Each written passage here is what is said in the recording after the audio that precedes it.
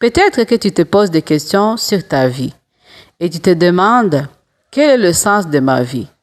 Est-ce que ma vie a une valeur? Est-ce que Dieu a quelque chose pour moi?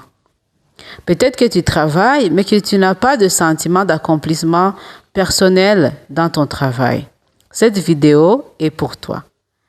Bonjour et bienvenue sur la chaîne. Aujourd'hui, j'aimerais te rappeler une chose. Ta vie n'est pas un accident aux yeux de Dieu. Et pour cela, regardons ensemble Jérémie 1, versets 4 à 10. Au verset 4 et 5, ça dit « La parole de l'Éternel me fut adressée en ces mots. Avant que je t'eusse formé dans le ventre de ta mère, je te connaissais. Avant que tu fusses sorti de son sein, je t'avais consacré. Je t'avais établi prophète des nations. » D'abord, ce qu'on peut voir dans ces deux versets, c'est que Dieu s'est adressé à Jérémie par sa parole. Aujourd'hui encore, Dieu nous communique par sa parole. Il peut utiliser aussi des prophètes, des pasteurs. Le Saint-Esprit aussi peut nous guider parce que la Bible nous dit que le Saint-Esprit nous conduira dans toute vérité et qu'il nous révélera les choses cachées. Dieu peut utiliser aussi des circonstances de la vie pour nous communiquer. Mais dans tout ça, il faut toujours revenir dans sa parole pour discerner sa volonté. Donc, si tu te demandes ce que Dieu veut pour ta vie, la première des choses, ça serait d'aller dans la Bible pour entendre sa voix par sa parole avant d'aller consulter d'autres personnes. Au verset 5, donc il a dit à Jérémie qu'il le connaissait avant même qu'il soit formé dans le ventre de sa mère. Ça veut dire que Dieu connaissait Jérémie et il avait un plan pour sa vie. Et Dieu communique à Jérémie cette information avant que Jérémie ne commence à construire sa vie. Donc ça veut dire que sa vie, aux yeux de Dieu, avait une valeur. Ta vie a une valeur avant que tu commences à aller à l'école, avant que tu commences à travailler. Ta vie a une valeur aux yeux de Dieu parce qu'il sait que tu es utile. Il sait ce qu'il peut faire à travers toi. Il l'a déjà prévu d'avance. Tu n'es pas un accident. Et la Bible nous dit dans Éphésiens 2, 10, « Car nous sommes son ouvrage, ayant été créés en Jésus-Christ pour de bonnes œuvres que Dieu a préparées d'avance afin que nous les pratiquions. » Ça veut dire qu'il y a une bonne œuvre que Dieu a préparée d'avance pour toi afin que tu la pratiques. Parfois, nous nous demandons, qu'est-ce qui peut me rendre heureux? Qu'est-ce que je peux faire? Quelle carrière je peux poursuivre? Mais en réalité, la première question qu'on devait se poser, ça serait, Seigneur, toi, qu'est-ce que tu veux pour ma vie? Au verset 6, ça dit, « Je répondis, ah Seigneur éternel, voici, je ne sais point parler, je suis un enfant. » La réaction de Jérémie face à l'appel de Dieu, ça a été de regarder à son incapacité, à ses limites. Et ça arrive souvent. Peut-être que toi aussi, Dieu a mis quelque chose dans ton cœur et que tu regardes ton manque d'expérience, tu regardes ton niveau d'éducation, ou même que tu te dis que tu connais personne dans ton entourage qui a déjà fait ce que Dieu te demande de faire et que tu ne sais pas par où commencer. Mais ton incapacité ne va pas empêcher Dieu de t'utiliser. Regardons ce qu'il répond à Jérémie au verset 7. Il dit, « Ne dis pas je suis un enfant, car tu iras vers tous ceux auprès de qui je t'enverrai, et tu diras tout ce que je t'ordonnerai. » Là, Dieu répond à Jérémie de ne pas regarder ses limites. Dieu ne veut pas que tu regardes tes limites. Dieu ne veut pas que tes limites t'empêchent de croire à ce qu'il peut faire à travers toi. Parce que toi, tu regardes aujourd'hui, mais Dieu voit plus loin qu'aujourd'hui. Il te connaît avant que tu ne sois né et il connaît aussi ton avenir. Il sait ce dont tu es capable de faire. Et quand tu y penses, c'est qu'il y a certains talents en toi ou certaines capacités qui n'ont pas encore été mis à l'épreuve. Il y a des choses que tu ne sais pas que tu es capable de faire, mais qu'en réalité, que tu peux le faire, mais que c'est juste que tu n'as pas encore été exposé à une situation qui t'amène à faire sortir ces dons ou ces talents qui sont cachés en toi. Et ça, Dieu, il le sait parce qu'il te connaît. Il lui dit, tu iras auprès de ceux que je t'enverrai et tu diras ce que je te dirai. Ça veut dire que quand Dieu t'appelle à faire quelque chose, il s'attend à ce que tu dépendes de lui pour faire ce qu'il te demande de faire. Jérémie ne devait pas aller là où il voulait ou dire ce que lui-même il voulait dire.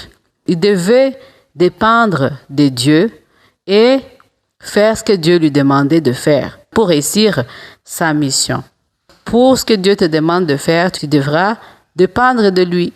Et si tu arrives à un endroit où tu ne sais pas quoi faire, ça sera de lui demander ce que tu dois faire pour pouvoir continuer, parce que c'est lui qui va te rendre capable de faire ce qu'il t'a demandé de faire. Le verset 7 rejoint le verset 9 qui dit « Puis l'Éternel étendit sa main et toucha ma bouche.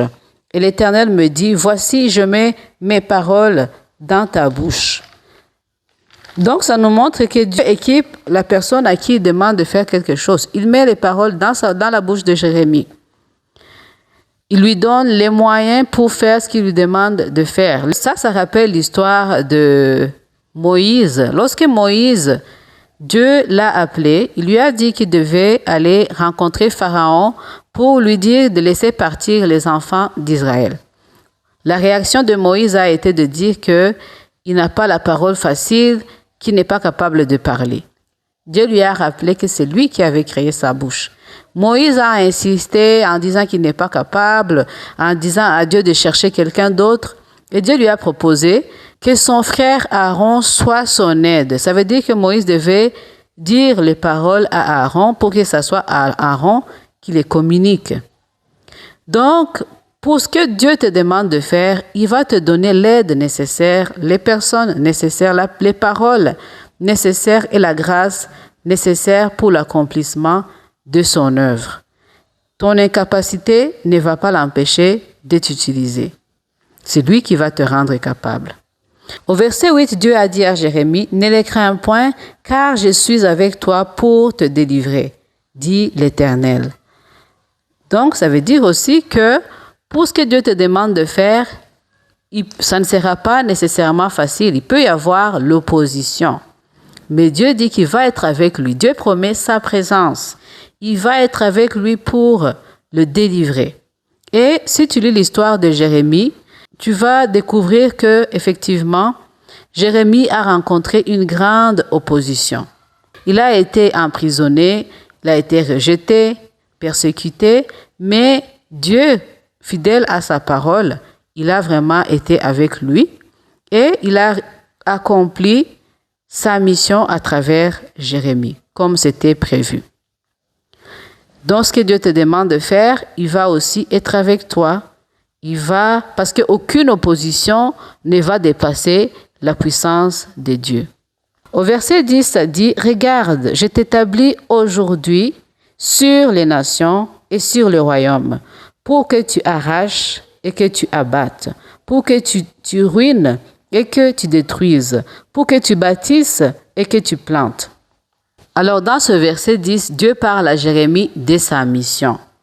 Donc, Jérémie devait arracher, Jérémie devait détruire, non pas par ses mains, mais il devait, par la parole, il devait dénoncer ce qui était contraire à Dieu, annoncer le jugement, mais il devait aussi apporter un message de restauration et d'espérance.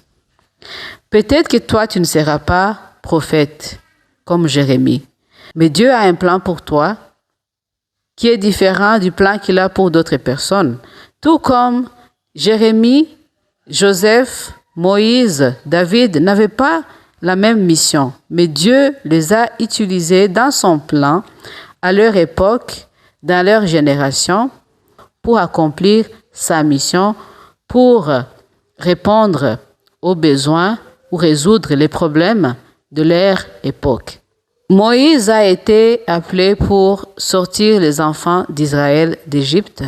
David a été établi roi du peuple d'Israël. Joseph a sauvé des vies lors de la famine et Jérémie a été établi prophète. Esther s'est retrouvée à un endroit particulier, à un moment particulier pour répondre à un besoin particulier. Aujourd'hui, Dieu a un plan pour ta vie, à ton époque, dans ta génération, et avec les talents qu'il a mis en toi, il peut t'utiliser, il peut accomplir sa mission à travers toi. Et cela demandera que tu lui demandes ce qu'il veut que tu fasses et que tu dépendes de lui pour être guidé. Ce passage nous révèle que ta vie n'est pas un accident, que Dieu te connaît, qu'il a un plan pour toi et que tes limites ne vont pas l'empêcher de t'utiliser.